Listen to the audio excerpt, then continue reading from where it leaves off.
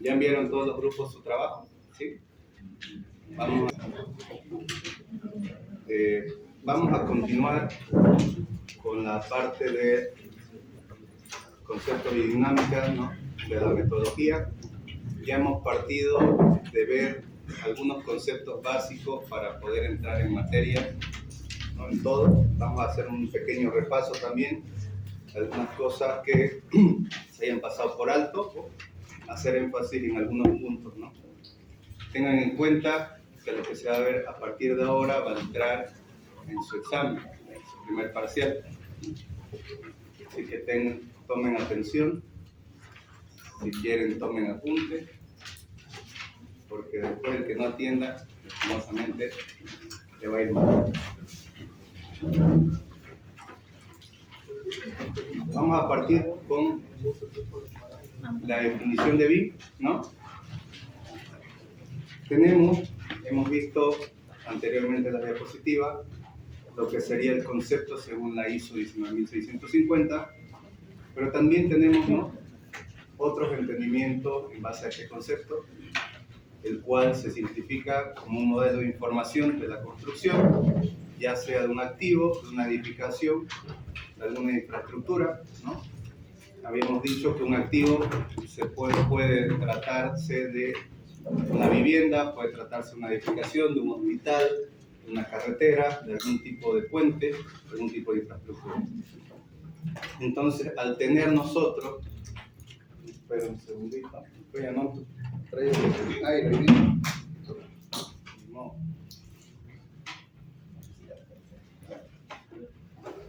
Entonces, al crear nosotros este modelo de información, ¿no?, entendemos también por BIM que va a ser una base de datos, ¿no? A partir de un modelo nosotros vamos a captar y vamos a generar información. Inclusive vamos a tener información gráfica y no gráfica a partir del modelado. También consiste en crear un modelo virtual de un edificio o infraestructura, ¿no? Consiste en crear, como habíamos mencionado antes, ahora se construye dos veces, ¿no? Construimos virtualmente lo que se va a realizar en nuestro proyecto y luego se construye en la vida real a partir del modelo generado. Entonces podemos decir que estamos creando un prototipo, ¿no? Estamos creando una versión que se va a llevar a implementar. Pasa, Amador. Nueva forma de trabajar y nuevo paradigma en el sector. Se entiende también que es una nueva metodología, ¿no? Es una nueva incógnita en el sector que estamos viviendo hoy en día, en el sector de la construcción, y esto genera que sea un vector de transformación digital en la parte de la construcción, en el sector de la construcción. Entendemos también, ¿no?, a BIM como un método, como habíamos dicho, es una metodología, la cual se encarga de gestionar de una forma más eficiente la información generada en un proyecto. A partir de esta metodología existe una cultura de colaboración y de compartición de la información. Se generan procesos de gestión de esta información, ¿no?, tanto para la generación del modelo, cómo se va a validar o cómo se va a probar en distintas instancias el modelo que nosotros vamos generando, de qué manera lo vamos a compartir, por dónde, cuándo y cómo, y la publicación, que sería finalmente qué archivos de todo el trabajo del proyecto que yo he realizado está apto para su utilización posterior para la construcción.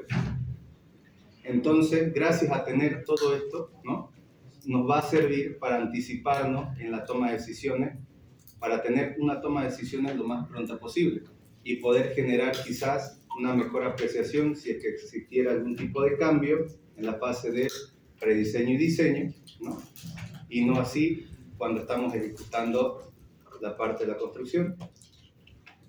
Entendemos también como BIM que es una metodología que se apoya, o nos apoyamos nosotros. Préndelo. Métale, tanto enchufado. Ahorita lo pasaron. 16 turbo, métale. Entendemos, ¿no?, que es una metodología que nosotros vamos a gestionar y para llevarla a cabo, para pegar eso. Apáguelo el de adelante, no se puede encender el de atrás, ¿no? En la metodología que nosotros vamos a gestionar de una manera diferente, una manera más optimizada en nuestro proyecto, vamos a hacer el uso de las herramientas y tecnologías y esto nos va a llevar a tener un nuevo ecosistema de herramientas, un abanico más grande de software que nos van a permitir modelar y gestionar la información de un archivo o de lo que sería un modelo de cualquier activo que vayamos a tener como proyecto. También el concepto de transmisión de información entre las herramientas lo vamos a manejar de mejor manera. ¿Por qué? Porque al estar en contacto con el software vamos a tener un mejor entendimiento de qué software son para cada área de gestión de mi proyecto, ya sea en la parte de planificación, en la parte de coste, ¿no?, la parte de cálculo, y vamos a ver cómo podemos un poco interoperar con estas herramientas para que no se pierda la información de un software al otro y que nos sea útil en mayor cantidad la información que nos pueda proporcionar. Vamos a tener que no existe, a diferencia del CAD, una única herramienta. Lo que vemos hasta el día de hoy en todo proyecto es que solamente estamos trabajando con planos, estamos trabajando con líneas 2D y ahí muere todo, ¿no? No hay ningún control, no hay software de gestión. Si existen bien, que yo he visto en muchos proyectos, lo que sería algún diagrama o que han intentado hacer una planificación en proyecto, pero solamente colocan todos los ítems a desarrollar en el proyecto, pero los colocan sin tiempo. Yo no entiendo por qué, porque entienden que va a ser uno tras de otra, tras de otra, tras de otra, como si fuera una cadena, y muchas veces se puede ir gestionando diferentes actividades para que se vayan haciendo en paralelo, ¿no? Entonces, ya no va a existir la ligadura, por así decirlo, de solamente trabajar en 2D. Tenemos también herramientas de diferentes naturalezas, ¿no?, para la generación del modelo, para la gestión, vamos a tener para coordinación de las disciplinas, para sacar presupuesto, costo, para la planificación y finalmente para mantenimiento, así como otros usos también que se puede dar con un abanico más grande de software que no vamos a abarcar en este módulo. Entonces entendemos que la metodología BIM es un vector de cambio para nosotros, tanto para nosotros como profesionales, como también para el sector de la construcción.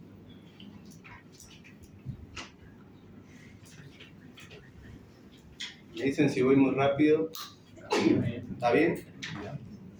Entonces, tenemos ahora mismo en este diagrama, ¿no?, que vamos hacia una mayor eficiencia y sostenibilidad. Es decir, voy a agrandar aquí para que lo puedan ver un poco. Ya, tenemos este gráfico, el cual nos dice que en otros sectores, que puede ser en el sector de economía, en el sector legal, en el sector ajeno al sector de la construcción, a medida que ha pasado el tiempo, nos encontramos con que ellos sí han sabido utilizar metodologías para poder gestionar mejor su sector, para implementar avances tecnológicos, ¿no? Han tenido que quizás antes utilizaban o hacían las cosas a mano, ahora ya lo utilizan con todo lo que es máquina de lo que sería una computadora o quizás utilizando ya distintos dispositivos para la comunicación. Entonces ha ido creciendo esos sectores y se ha ido innovando. Pero ¿qué tenemos nosotros? Que desde hace, miren, desde el 1964 venimos trabajando con la misma metodología. Hace casi 100 años trabajaban ya con lo que era la metodología 2D y seguimos trabajando con la misma forma de trabajar, la forma tradicional. Entonces, en el sector de la construcción nunca se había experimentado algún cambio, alguna innovación, ¿ya? A partir de esto surge lo que sería un listado que nos dice a nosotros que estamos como sector de la construcción no somos el último, pero somos el penúltimo en la lista de los sectores a nivel profesional que poco han innovado al pasar el tiempo. El último es el sector de la agricultura, que no han innovado casi mucho, casi se sigue manteniendo el mismo sistema para la agricultura, pero el sector de la construcción estamos igual, ¿no?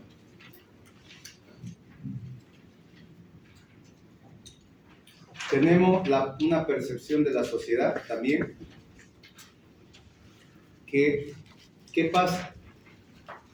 Ustedes todavía quizás no les ha tocado el caso, pero cuando salgan se van a dar cuenta que si llegan a trabajar en una constructora o si trabajan de forma propia, ¿no? Por cuenta propia, van a ver la parte contratante. O sea, si el dueño de la casa va y revisa cómo se está haciendo su casa, ¿qué van a decir? En primer lugar, nos encontramos con que nosotros le decimos un plazo en el cual nosotros vamos a ejecutar su construcción y después le vamos dando largas y diciéndole, ¿sabe qué? Se me complicó esto, se me complicó lo otro, y termino yo alargando una entrega de una vivienda o una edificación por mes, ¿no?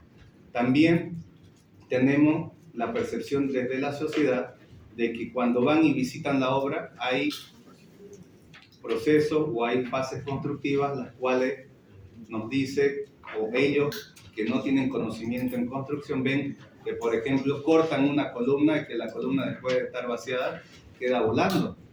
¿Por qué? Porque se olvidaron o cuando ya entró la parte hidrosanitaria no tenían por dónde más pasar una tubería. Y les voy a mostrar ejemplos prácticos o imágenes reales en obra que se ha visto esos casos, ¿no? No les da pena a la parte de los albañiles, a la mano de obra. Ellos no saben, ¿no?, si una columna va a soportar o no. Si ellos pueden pasar una tubería o si pueden pasar hasta 2 tuberías por en medio de una viga, lo van a hacer. Y eso es lo que las personas también ven en obra y dicen, ¿cómo va a soportar mi vivienda si me están haciendo eso, ¿no? Entonces, para evitar esto y para evitar también todo este trabajo que conlleva hacer retrabajo y tener un sobrecoste también. ¿Por qué? Porque quizás nosotros le damos un presupuesto al cliente y lo que encontramos y lo que se está viendo en el sector de la construcción en los últimos años es que se les da un presupuesto al cliente, le va a costar tanto por metro cuadrado. Estamos construyendo y llegamos a un punto en que por temas de retrabajo, por temas de tener parada a la gente, por temas de pagar jornales injustificados, no llegamos a cubrir con el presupuesto que habíamos sacado inicialmente. O sea, uno no valora cuando saca un presupuesto, o díganme ustedes, si alguno de ustedes cuando les ha tocado trabajar, ha sacado cuánto le va a costar el tener una mala gestión del proyecto, o cuánto le va a costar que cuando entre la parte de instalaciones, hacer todos los retrabajos o pasar las tuberías por donde les toque pasar y que tengan que demoler muros, que tengan que hacer agujeros, tengan que perder ese tiempo. Nadie saca ese presupuesto. Entonces, esto conlleva a que también ese sobrecoste nosotros no lo asumamos y que normalmente lo asuma el cliente. Y obviamente el cliente que dice, me están tardando más en el proyecto y también me están cobrando más de lo que prometieron en un inicio. Y ellos con tal de salir del paso, o una de dos, o les pagan o no les pagan. Y lo sacan de la obra y terminan la obra con el maestro de baño. Después tenemos el tema de las obras con retraso en plazo de entrega, ¿no? Lo mismo que había mencionado anteriormente.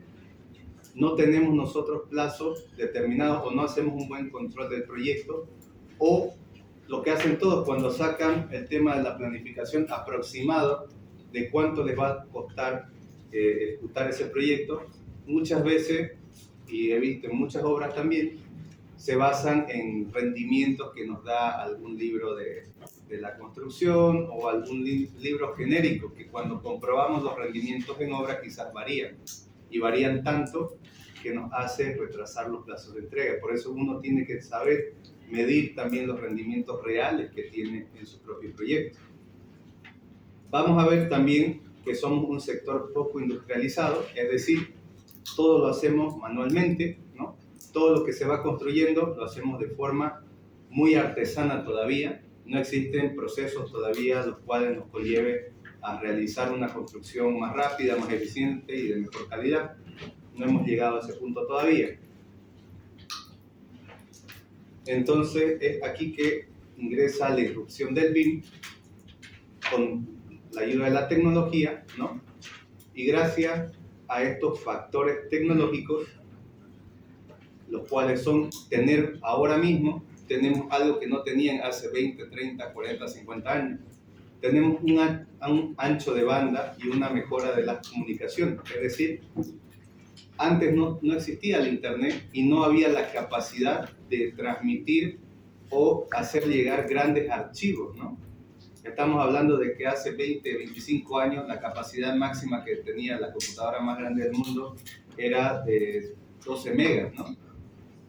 Entonces, al tener nosotros un avance en este aspecto, hemos, por así decirlo, saltado esa barrera de no tener la capacidad de poder enviar la información, de tener una buena colaboración también, porque antes, si teníamos que solicitar alguna ficha técnica, no es como hoy día que si yo quiero saber la ficha técnica de un material o de alguna empresa, entro a su sitio web, reviso y por ahí está ahí, o incluso tengo yo algún tipo de manual para hacer el uso de todo eso. Antes tenía que enviar una carta y me tenían que responder después de quizás 2 o 3 meses, ¿no?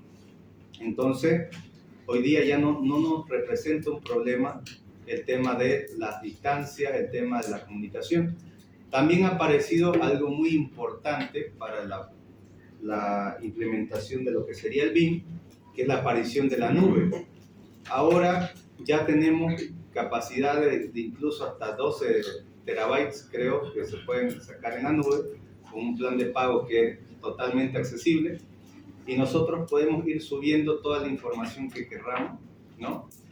Hacia esta plataforma, quizás, que sea Google Drive, por ejemplo, y yo le puedo dar acceso a las personas que yo necesite o que requiera o que están involucradas en mi proyecto y todos al mismo tiempo ver los mismos archivos en tiempo real y estar trabajando en un lugar donde tenga centralizada toda mi información y no tengan que estar preguntando, oye, Inge, ¿usted lo tenía los planos? Sí, los tengo en mi movilidad, pero no voy a volver hasta el miércoles. Ah, ya, bueno, entonces hasta el miércoles lo espero para que avancemos en obra. Sí, que eso es lo que se va viendo el día de hoy.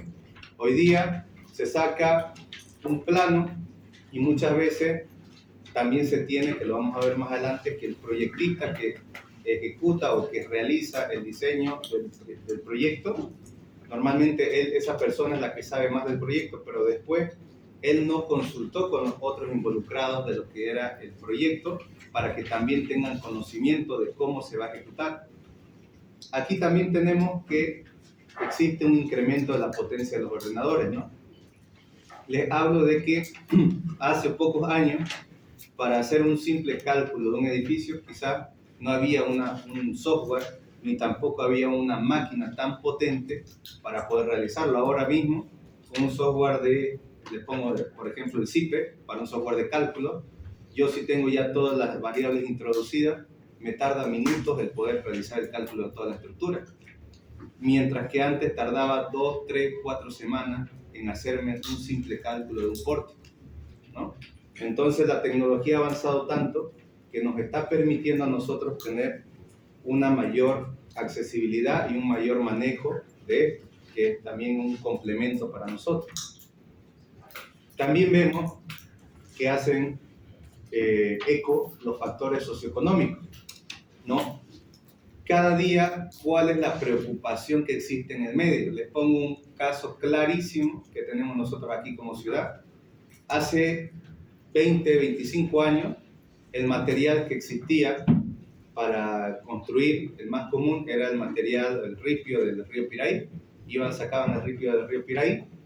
Ahora, si ustedes van y preguntan, tienen que ir hasta arriba, hasta el lado de La Guardia, para sacar ese tipo de áridos, si es que hay y que escasea mucho, porque ya se ha ido consumiendo ese tipo de material, ¿no? Estamos hablando también de que son materiales que no son reutilizables, por así decirlo, ¿no? Entonces, los recursos que tenemos en la parte de construcción son recursos limitados hoy por hoy.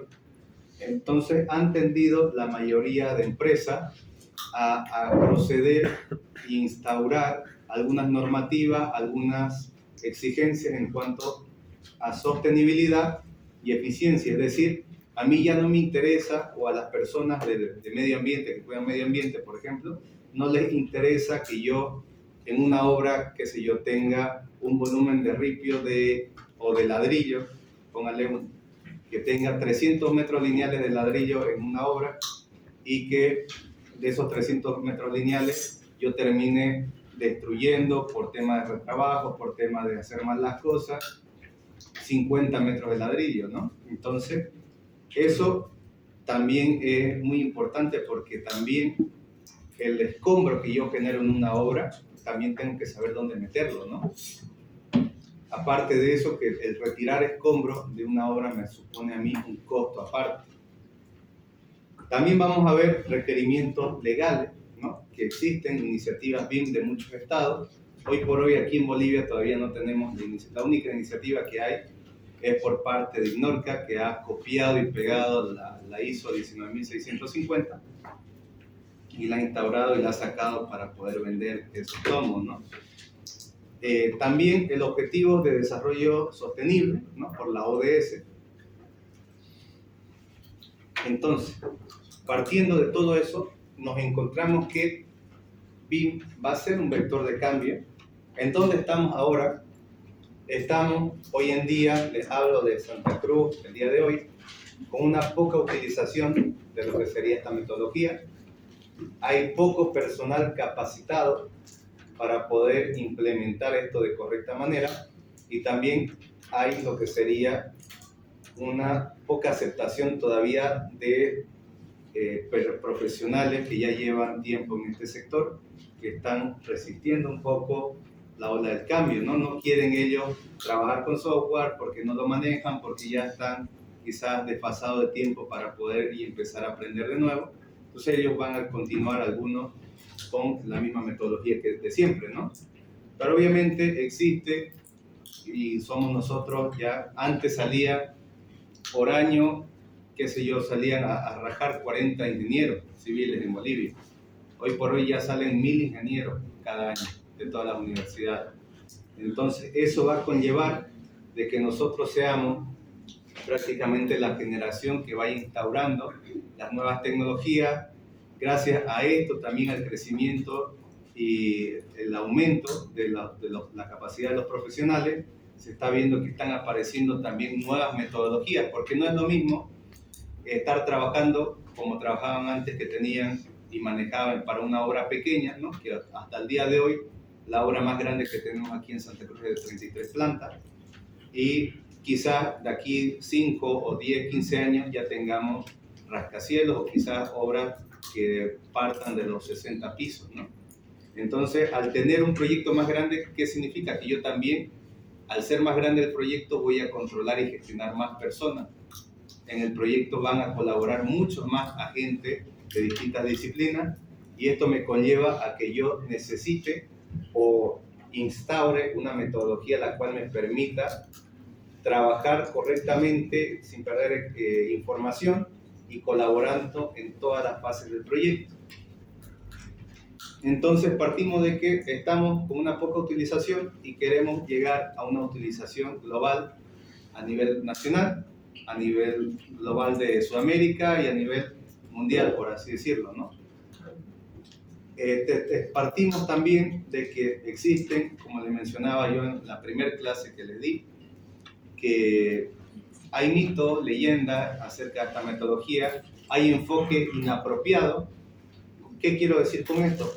El enfoque que existe hoy en día, que la metodología BIM, es nada más y nada menos que generar un modelo y mostrarlo y listo, sin generar ningún tipo de, lo que sería ningún tipo de uso o beneficio. Y vemos que va más allá de solamente generar un modelo, sino que va más de la gestión y de la información.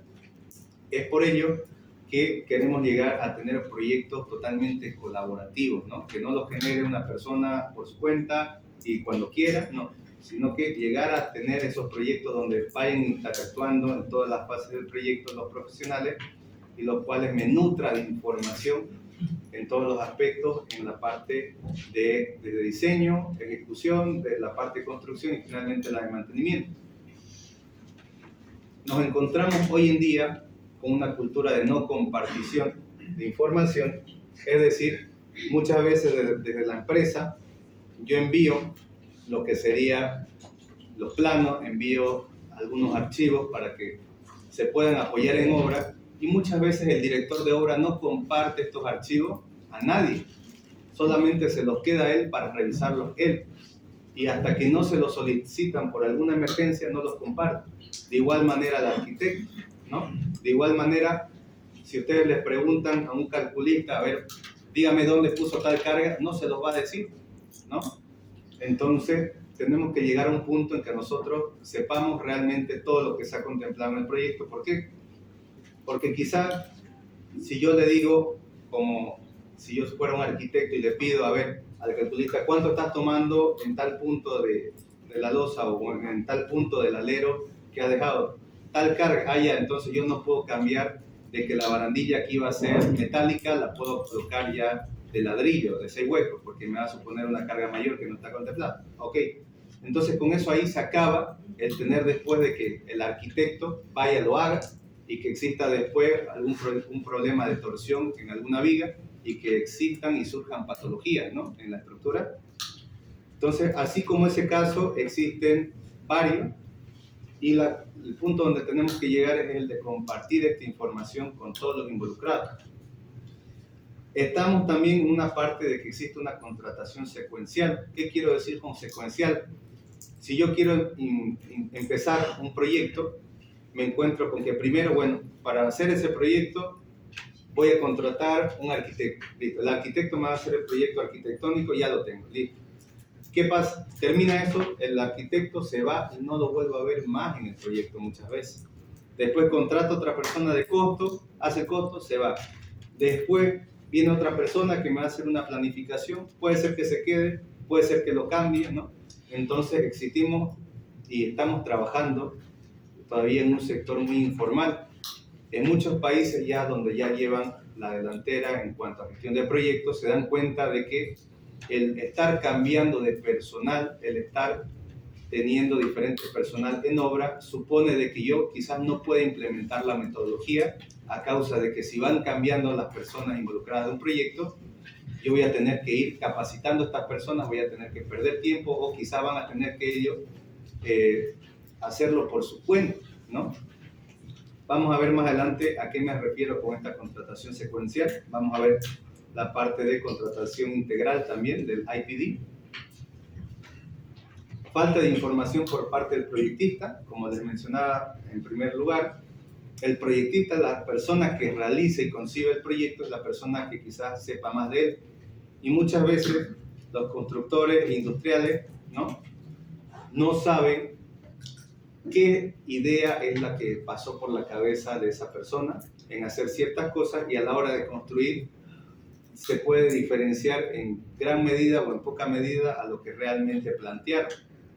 Entonces tenemos que llegar a un punto en que todos deban participar desde la fase de diseño para poder colaborar con su idea.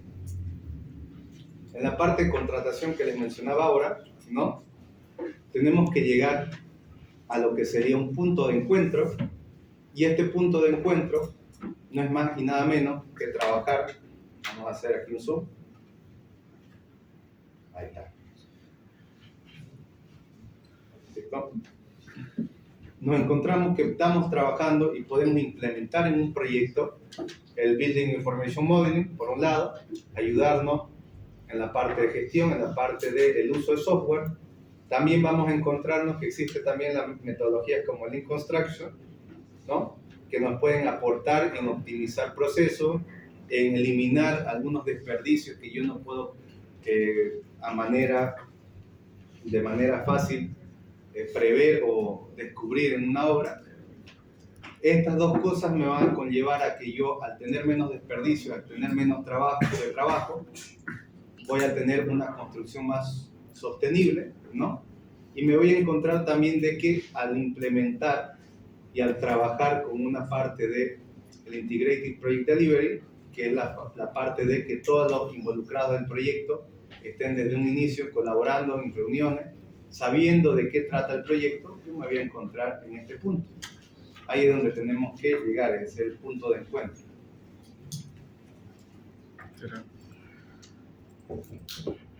Ingeniero, ¿a qué se refiere con economic pressures?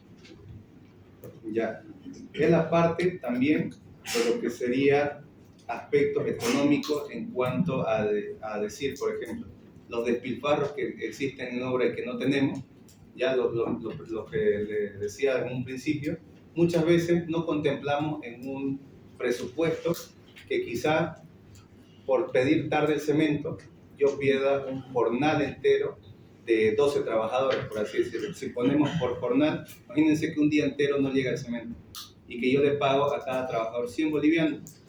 Son 1.200, no, 1.000 bolivianos, ¿no? que estaría perdiendo. Si tengo 12 trabajadores, 1.200 bolivianos.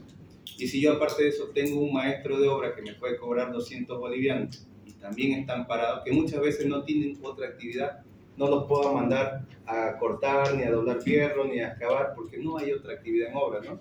Entonces, esos aspectos económicos también, como también el de que si yo tengo una obra y mando a las 50 personas que tengo trabajando a hacer zapatas, terminan todas las zapatas y después tienen que estar todos peleándose las herramientas, peleándose por el tema de espacio, también de trabajo, para empezar a armar lo que serían las columnas, ¿no? Entonces yo tengo que prever, y por eso se coloca en la parte del link, cómo poder gestionar y optimizar estos procesos para que el personal no quede parado en obra, para que de una manera u otra yo me organice y que no tenga que esperar a que el contratista, porque muchas veces el mismo contratista dice, Inge, tengo una bolsa de cemento, no le avisan a uno faltando 20 bolsas. ¿Por qué? Porque se supone que uno como ingeniero civil tiene que tener el control de su proyecto, ¿no? Estar revisando, a ver, ¿por dónde vas? Listo, a ver, ¿qué vas a hacer ahora? Voy a levantar ese muro, ahí ya. Entonces vas a revocar también, sí, después voy a revocar, entonces te voy pidiendo 200 bolsas para esto, listo. ¿Sí? Entonces eso no existe hoy en día, se van a dar cuenta cuando salgan de que lo que pasa es que el ingeniero se la pasa en la oficina, el que construye realmente es el maestro de obra y el que va guiando el proyecto como puede o como se las arregla es la mano de obra. Y eso se trata por una mala supervisión y también por una mala gestión del proyecto. Entonces, tratamos con esta metodología, ¿no?, de estar todos en todo momento involucrados. Y esos factores económicos pueden llevarme a mí, si contemplamos de que una vez ya me lo hicieron, de que un día o un jornal me dejaron sin cemento ya, me toca vaciar losa. ¿Y qué pasa? Yo le pago por jornada al personal también, y para el vacío de losa yo mando 20 personas para una losa grande o medianamente grande. Listo. ¿Y qué pasa si la hormigonera me tenía que llegar a las 4 de la tarde y me llaman ese día y me dicen, ¿sabe qué? No le vamos a poder cumplir con el hormigonado, recién vamos a llegar a las 9 de la noche. Entonces ya me supone a mí que yo voy a tener que pagar horas extra al personal, entonces van a pagar doble por cada hora que se quede ese personal, ¿no? Esos son aspectos que también nadie saca en los presupuestos. ¿Ya? Entonces, al trabajar con estas metodologías, igual van a ver un módulo completamente libre, se trabaja con distintas formas de contratos también. Es decir, se hacen contratos en los cuales la empresa proveedora va a tener un horario que me tiene que cumplir, que está estipulado en su contrato, y que obviamente si no cumplen van a tener algún tipo de penalización. Y de igual manera, ¿qué pasa? Les pongo otro caso puntual. ¿Qué pasa cuando el que se retrasa no soy yo? ¿Qué pasa que cuando yo hablo a la hormigonera, mire, tengo que vaciar losa, listo, a las 8 quiero que lleguen para empezar, llega la hormigonera, 8 en punto, y todavía mi personal sigue armando la losa? Y tengo que hacerlo yo esperar a lo de la hormigonera 2 horas, 1 hora y media. Entonces, esa hora y media que los hice esperar, después se va a traducir en que van a tener que quedarse el personal 1 hora y media después. Y ese costo tampoco lo hemos presupuestado, ¿no? Pero por lo general siempre se programa lo vaciado y a veces por un programa la fecha y la hora Por lo general, la avionera tiene otro vaciado anticipado a uno. Entonces, cualquier cosa que pasó allá puede ser que nos retrasa a nosotros. Nos ha pasado eso de mí. ¿Sí? Pero también, yo le digo, yo he sido jefe de planta de una hormigonera y también se puede gestionar eso con algún cliente. Nosotros hemos tenido clientes, por así decirle, la empresa, la constructora Mare, ¿no? El proyecto Mare, y cuando tocaba a ellos teníamos nosotros un contrato exclusivo con ellos para que el día de vaciado no se programaba a nadie más y se atendía a esa persona. Eso le dan preferencia a los vaciados que son grandes, a los vaciados más pequeños. Depende del proyecto, también hemos atendido proyectos en los cuales quizás, claro, influye mucho el volumen, ¿no? Influye mucho también de que paguen al contado. Depende mucho del cliente, depende del trato que se hace, como la digo. No hay muchas veces que, lo entiendo, ¿no? Hay muchas veces que la hormigonera sufre de un percance en otra obra, pero normalmente cuando existe eso, la hormigonera tiene otro equipo de trabajo y puede prever eso y cambiar y enviarle, si está sujeto a contrato, de donde sea tiene que hacerse tiempo. O por último, cancela el vaciado que iba a hacer para poder cumplirle, porque si no, estamos hablando de multas que a nosotros, por ejemplo, como empresa, donde yo trabajaba ahí, nos imponían una multa de que por cada hora de retraso íbamos a tener una multa nosotros de, si no me equivoco, eran 800 bolivianos. Y si no se vaciaba y se vaciaba al día siguiente, era un monto fuerte. Cosa que no le convenía a la empresa perjudicar a la constructora, ¿no? Entonces, teniendo, y es por eso que les digo yo, si se tiene un contrato, papelitos cantan, dicen, ¿no? No hay de que, ¿sabes qué, hermano? Te perjudiqué sin querer, va a disculpar, no. No existe eso. En la parte, cuando usted ya le toque, a ver si tu compañero viene y te quita 50 pesos, ¿te vas a quedar tranquilo? No, te vas a enojar. Lo mismo pasa en la parte de construcción. Estamos hablando no de 50 bolivianos ni 500 bolivianos. El que se retrasa una hormigonera quizá, como te menciono, para el proyecto Mare, por ejemplo, que tenían ellos ahí 74 personas trabajando. Imagínate pagar horas extras de las 74 personas por nada más de que se retrase un bombeado de la hormigonera, ¿no? Es un importante gasto que va a asumir la hormigonera. Te hablo de una casita también que se atendió.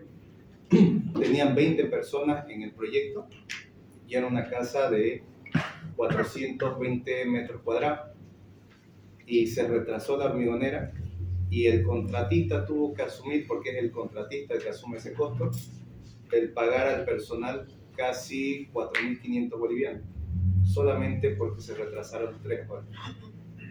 Entonces, para que lo tengan en cuenta, eso ya depende de cómo se manejan los contratos, ¿no? Y entonces con ese tipo de contratos ya no han sufrido problemas con el tema del horario de la hormigonera. Claro, pero nadie lo hace. Nadie tiene ni se da el tiempo de realizar ese contrato. Normalmente, inclusive, se van a dar cuenta ustedes de que el dinero no lo van a tener, es decir, ¿sabes que necesito el hormigonado? Ya, me lo traes para la noche y te lo pago ahí mismo o te lo pago antes. Se van a dar cuenta que muchas veces uno tarda una semana en pagar el hormigón. Hay constructoras que tardan meses. Nosotros, no sé si alguien ha trabajado de pasante en Berchati. ¿Ninguno? Berchati teníamos un cliente que era casi un año que tenía retraso de pago. Entonces muchas veces, como no pueden ellos meter un poco la mano o reclamar, porque prácticamente se le estaba haciendo de favor, por así decirlo, ¿no? Entonces, en el sector informal donde vivimos, son pocos los documentos que se manejan, pero una constructora seria siempre trata de ajustarse y trabajar lo mayor. Otra cosa es que también, como ya todo el mundo quiere la telefónica y casi esa no hay mucha. No siempre, te cuento, es dependiendo de la obra. Obviamente, vemos entonces que estamos trabajando de esta manera en la forma actual de contratación. Tenemos contrataciones secuenciales, ¿ya? Vamos a ver, buscar acá. Acá está. Ya. ¿Se ve ahí, no? Atrás. Sí.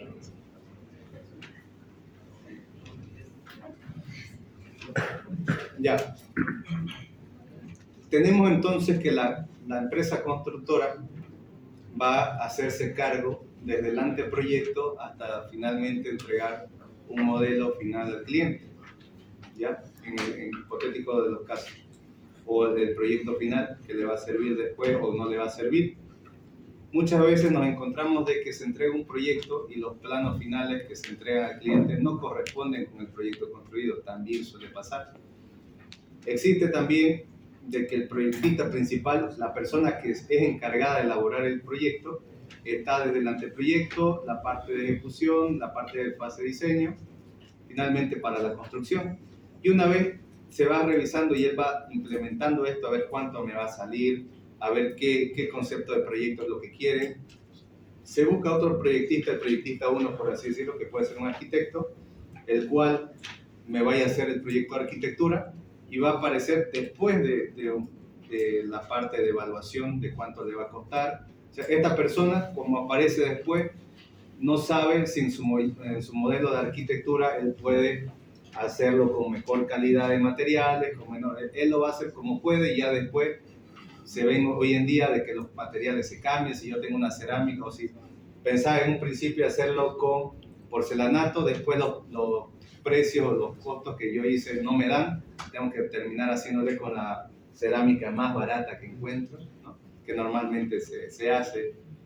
El proyectista 2 también, que va a pasar a ser, qué sé yo, va a ser el calculista, por así decirlo, que una vez le entregan la parte de arquitectura, va a trabajar también en hacer un diseño estructural para poder acoplarlo a lo que sería el proyecto y sacar planos. Después la dirección de obra, tenemos que entra un poquito antes, ¿no?, de empezar la construcción, se entera más o menos de lo que hicieron en plano y con eso empiezan a construir. Pero ¿qué pasa? Muchas veces se empieza a construir sin tener finalmente el proyecto aprobado por todos los colaboradores del proyecto. O también se empieza sin tener totalmente terminado la parte de toma de decisión que va a haber en el proyecto. También el constructor vemos que entra conjuntamente con la dirección de obra y los subcontratistas que van apareciendo a medida que se va haciendo la construcción, que puede ser el subcontratista de la parte eléctrica, el subcontratista de la parte hidrosanitaria, ¿no? Y finalmente, bueno, vemos al final el explotador, que va a ser la persona que va a estar haciendo uso del activo. Entonces, ¿qué nos está pasando hoy en día? Hoy en día tenemos que en la fase de prediseño, elaboramos el prediseño, ¿y qué pasa? El prediseño se lo pasamos a otra persona que va a elaborar un diseño conceptual, por así decirlo. Entonces, de lo que se concibió inicialmente, se lo pasamos a otra persona. Pero al pasarlo a otra persona, ¿qué pasa? Yo agarro y estoy perdiendo información, bajo hasta aquí, porque lo está agarrando una persona que no comprende lo que hizo el anterior. Se va a demorar un tiempo más a ver por qué hizo esto. Ya hizo esto por esto, por esto, por esto. ¿Por qué? Porque la persona que elaboró la anterior no le dijo: vení, vamos a sentarnos, te voy a explicar qué es lo que hice yo aquí y qué es lo que tenés que hacer vos ahorita, y vamos a hacerlo en conjunto para poder hacer un buen diseño. No se sientan, ¿no? Entonces, tenemos con que se pierde información aquí, después se pasa a hacer un diseño, se llega hasta la parte de construcción y se pierde también información aquí, porque finalmente de todo lo que hizo, quizá esta persona no me pasa toda la información concerniente a detalles para poder ejecutar la construcción como ha debido, ¿no? Después, ¿qué pasa? En la parte de construcción partimos de aquí y se pierde información. ¿Por qué?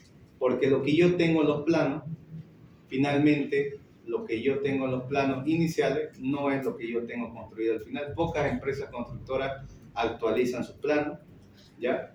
Puede ser que tenga variaciones, que en mi plano inicialmente tenía que iba a colocar ventanas de tanto por tanto y finalmente tengo ventanas más chicas, tengo ventanas que no existen en el plano, ¿no? Y finalmente vemos que en la parte de operación prácticamente no pierden tanta información en todos los procesos que después para poder hacer algún tipo de mantenimiento no cuentan con la información necesaria para poder ejecutarlo. Y también eso se traduce en que en cada fase que yo voy pasando esa información voy perdiendo tiempo, ¿no? ¿Cómo deberíamos estar funcionando? Tendríamos que estar funcionando de la siguiente manera. Nos encontramos con que hago énfasis yo con un color más oscuro en la parte donde más va a hacer un esfuerzo esa persona, ¿ya? El promotor sigue estando igual, pero aquí ya cambia un poco la percepción. Vemos que el esfuerzo total o el esfuerzo máximo que va a hacer el proyectista va a ser al principio del proyecto, ¿no? Pero va a estar acompañado, o sea, va a tener como una especie de relevo y va a estar también él al pendiente de los cambios cuando ingrese el proyectista 1. Fíjense que el proyectista 1, cuando ya empieza a perder un poco el nivel de rendimiento el proyectista, ya le va soltando información a este para que también vaya trabajando y también a este, ¿no? Y fíjense que no entran como en el diagrama anterior, ¿no? O en el que todos ponen un esfuerzo corto y realizan lo que pueden, sino que el esfuerzo es mayor, pero se concentra en cierta fase. Vamos a tener que también la dirección de obra no ingresa a partir de antes de la construcción, sino que está enterada desde el principio del anteproyecto de qué es lo que se va a ejecutar, cómo quiere el cliente. ¿Por qué está desde el principio? Porque esta persona de aquí que va a ejecutar la obra tiene que estar presente también en todas las reuniones con el cliente. Tiene que saber qué es lo que realmente demanda el cliente y quizá prever también y ayudar en la parte del diseño de que si el cliente no quiere una cosa, que aquí la constructora no venga a construir algo que el cliente no está dispuesto a pagar. Lo mismo con el constructor, ¿no? El constructor tiene que saber lo mismo, tiene que estar enterado de esta información. Y de la misma parte, los subcontratistas. Es decir, cuando yo voy trabajando con lo que sería el anteproyecto y ya tengo un diseño y un diseño final, ya estas personas con el diseño final pueden ir trabajando para que cuando yo esté empezando a construir, su proyecto eléctrico ya está hecho. Para que el proyecto hidráulico o hidrosanitario ya esté hecho y esté revisado y esté coordinado con todas las disciplinas y que no vaya a suponerme un retrabajo en obra, ¿no? Y finalmente, ¿no? El explotador, la persona final que se va a encargar de darle uso a la edificación, va a poder usar toda la información generada, ¿no? Desde el inicio y al final de lo que va a ser la parte de mantenimiento quizá, esta persona va a tener toda la información necesaria para poder darle uso.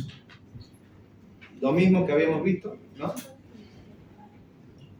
Puede ser pregunta de examen. Ahí sacan teléfonos todos, ¿no?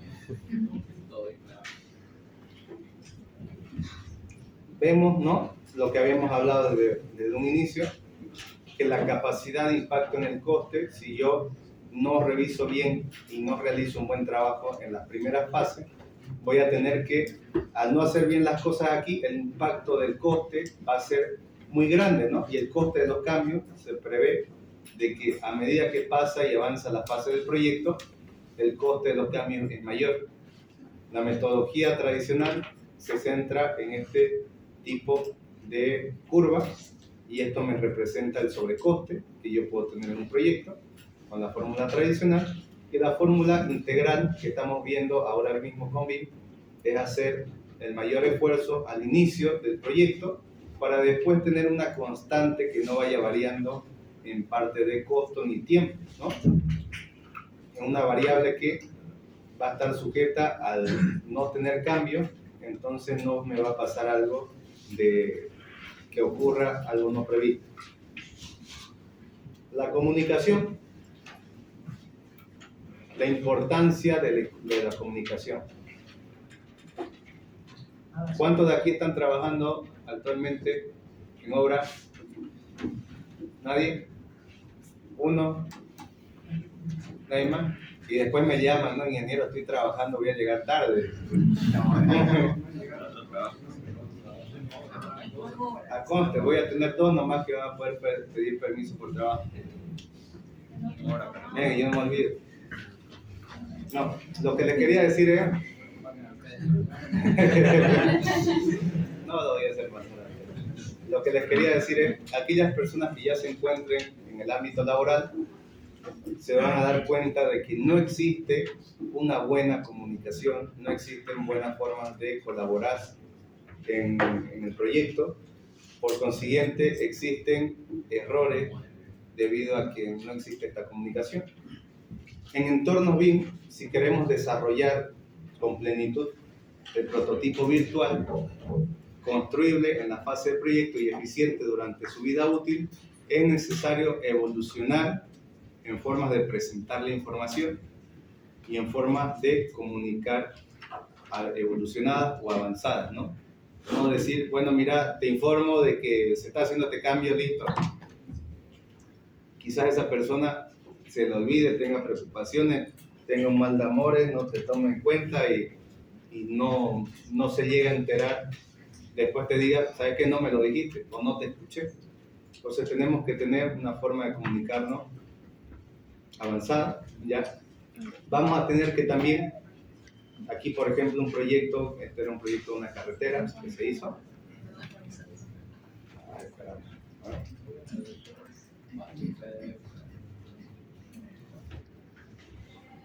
Ya. Este era un proyecto de carretera que se realizó, por ejemplo, y para mí es mucho más fácil el poder presentarle visualmente al equipo en dónde nos vamos a encontrar, en el entorno en el cual vamos a trabajar, de qué punto a qué punto va a ser la carretera para que vayan comprendiendo, ¿no?, de una forma más tipificada la región de trabajo, dónde vamos a trabajar. En la parte de presentación de proyecto, vamos a ver si lo puedo agrandar. Por ejemplo, en la presentación de proyecto, yo aquí tengo, esto se ha abierto con un visor BIM, que vamos a ver más adelante también, que yo no solamente voy a entregarle al cliente los planos, sino que le voy a decir, mire, señor cliente, tengo estos planos del proyecto, me va a salir tanto, pero para que pueda ver un poco de lo que va a ser mi trabajo, le voy a pasar un tramo, de que sea una intersección quizás, como esta, para que usted pueda ver qué es lo que yo le quiero dar a entender con mi trabajo, que lo voy a plasmar de esta manera en la parte de construcción. Va a comprender mucho más el cliente de qué es lo que estoy haciendo. A ver, ¿qué es esta línea amarilla? Ah, esa línea amarilla puede ser un tubo de conexión eléctrica que pasa por un lado de la vía, ¿listo? Entonces también vamos a implementar 3 luminarias aquí, 3 luminarias por aquí, vamos a implementar señales de tráfico aquí, aquí, aquí. Ya, entonces el cliente quizás vea todo esto y te diga, ¿sabes qué? Veo muy pocas luminarias, quiero en vez de 3, 5. Allá, porque yo no me había dado cuenta en los planos 2D que iba a hacer falta realmente implementar 2 más aquí. Ah, ok, listo, se lo carga y se va haciendo todo esto en la etapa de diseño, ¿no? Es más comprensible para él, quizás te diga, oye, estoy revisando aquí tu modelo y veo que tu rotonda es muy pequeña, yo quiero más grande, o quizás la quiero más pequeña, o quizás este tramo de apertura de aquí, ¿por qué lo has hecho así? Quiero que lo hagas de otra manera. Todo se va viendo, ¿no?, de la forma visual.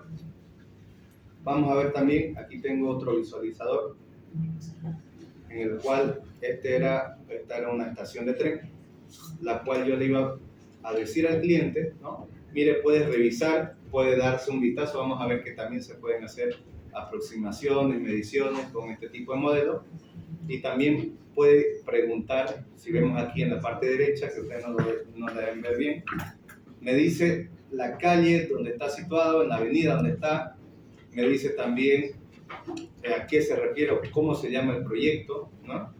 Si yo entro a cada parte de los componentes de este modelo, también me va a decir que si es una viga, si es un muro, etcétera, etcétera, y va a poder ver un poco el cliente cómo va a ir quedando, ¿no?, la parte del modelo. Vamos a ver también que BIM se trata de una base de datos, como habíamos dicho inicialmente.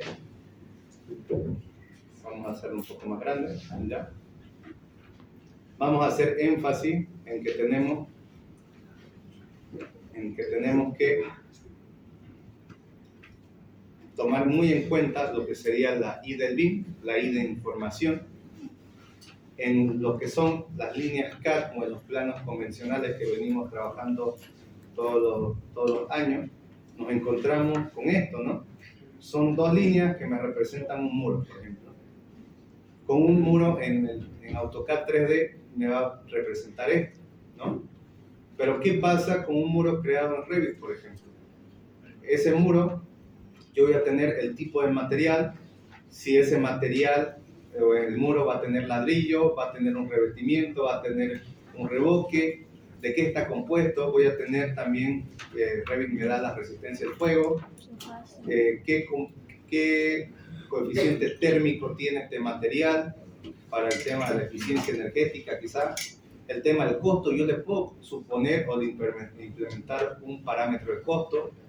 Y finalmente, lo que se está haciendo hoy día se está haciendo lo que es un proyecto, por ejemplo, al lado del proyecto TRI, que es un proyecto el cual se está elaborando a base de muros prefabricados.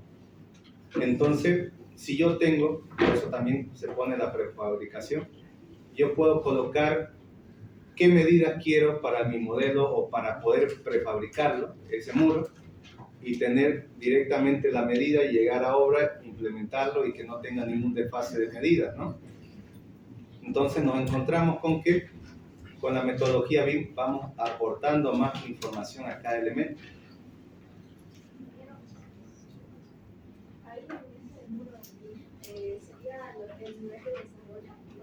¿Dónde dice?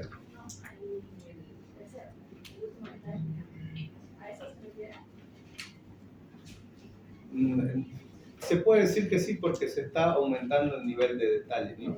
Sí, se puede decir, pero eso conlleva también quizá al nivel de detalle de implementar y decir no solamente un muro, sino que este muro también aquí tiene un revoque, aquí tiene un revestimiento, si es de cocina quizás tiene un revestimiento de cocina o de baño hasta aquí, ¿no? Entonces vamos a tener más elementos más, o se va a formar por una parte compuesta el elemento final. ¿Ya? También vamos a encontrar algo que quizás no lo habían escuchado hasta el día de hoy, para las personas que se quieran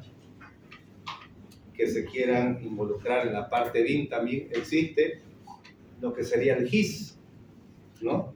Que también es a base de esto más centrado para la parte de carretera, pero para que lo puedan tener en cuenta también, que aporte información también, tanto vectorial, tanto de coordenadas, tanto de puntos de georreferenciación a cada elemento. ¿Ya? Vamos a ver datos en la edificación. Veamos que quizás esta es mi edificación y aún nos piden el 2D, ¿no? Plano 2D, pero yo puedo ir implementando ya lo que sería un 3D para comprenderlo mejor. Si yo me acerco aquí, no es lo mismo visualizar este plano de aquí que visualizarlo en un axonométrico, ¿no? En el cual yo pueda ver allá en volumen cuánto tiene de altura, puedo colocar anotaciones también en ese modelo. Y fíjense que aparte de lo que yo tenía inicialmente o lo que tengo aquí, que es una cosa en 2D, yo puedo sacar del modelo también tablas de materiales, de planificación, de cómputo, de codos, de tubería, de materiales, también los procesos constructivos, qué pieza va primero, segundo, tercera, cuarta, para la persona ejecutante pueda revisarlo. También vamos a ver que a partir del software de Revit vamos a poder hacer una exportación del modelo en IFC con la estandarización que nos empiezan a pedir. Ya se van viendo que hoy en día ya existen algunos estándares, tanto internacionales como a nivel también interno de cada empresa. La simbología del IFC vendría a ser representada por esto, ¿ya? Y aquí tenemos, por ejemplo, un archivo de una vivienda en IFC, el cual quizás a mí no me supone más de 5 megas, y yo le puedo pasar a un cliente, le puedo dar que se descargue esta aplicación que no le va a tomar más de 5 minutos y que pueda observar él qué es lo que estoy haciendo yo de su proyecto.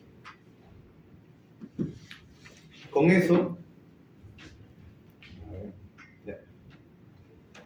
eso, ¿qué voy a poder realizar yo con este tipo de modelo?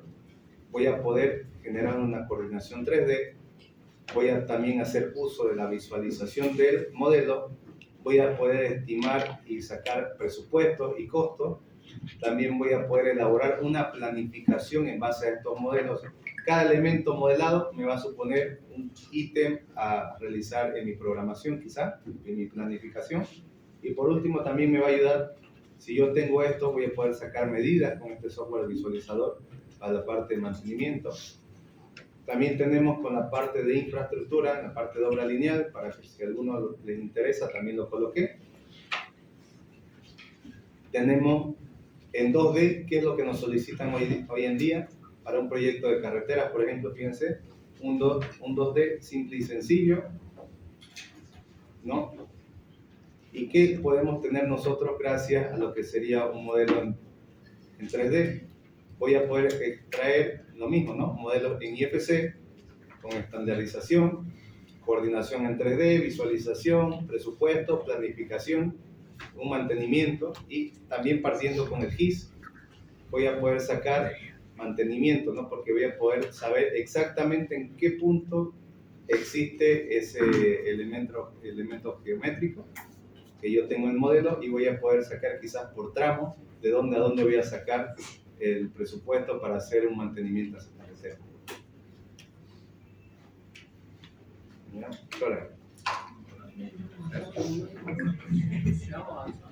¿Sigamos avanzando?